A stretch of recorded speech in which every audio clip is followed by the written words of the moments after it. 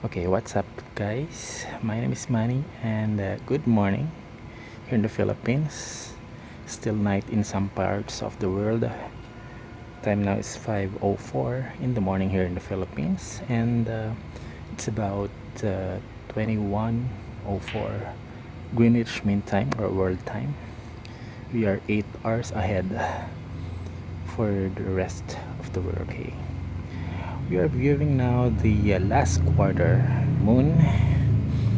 Yeah, today is still Easter Sunday for some parts of the world. Basically, Easter Sunday pa din kasi wala pa namang 00 hours GMT.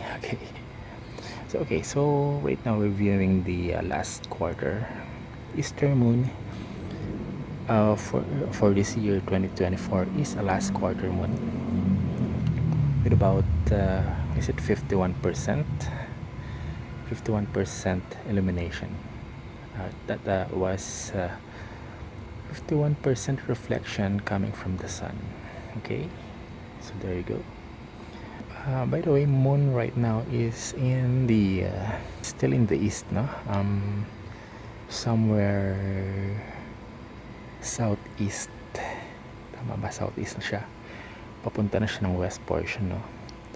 So ganito ngayon ang sikat ng buwan, late na siya pag mga ganitong last quarter. So maya lang, mga bandang alas 8 lulubog na to. Alas 8, alas 9 ng umaga palubog na to sa southwest. Ngayon nasa southeast pa siya. Okay, so yan yung normal view. Try natin i-zoom ko sa maximum. Okay, ayan yung maximum niya. Tingnan nyo kung gaano kalaki yung craters. Ayan, very good. Pakita lang natin, no? Yan ang live view. I'm using the live view of my Sony A6400 mirrorless camera. Okay, this is in 4K, pero yung i-upload ko siguro nasa lang, masyadong mataas ang 4K, no? Baka tingnan natin kung kaya ng internet ko na i-upload ang 4K, pero basically baka lang to at 1080p, no? Pero naka 4K setting siya.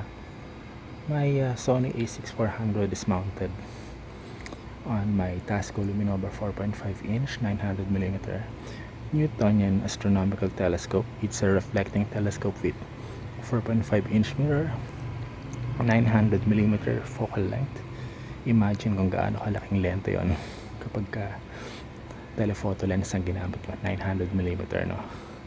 But this is a big telescope. It's a 4.5 inch mirror. Okay, so mahaba yung telescope. Probably nakita nyo na to doon sa mga iba kong vlogs, no? Pinakita ko na yung telescope ko So this is tonight or this morning's moon, no? Balik na natin dun sa original size or original crop. Okay, so yan. So there you have it, guys. Pwede pa natin bawasan ng kaya pa ba? Bawasan pa natin ng exposure. Oops, sorry. Yan, medyo pinadilim ko ng konti. So there you go.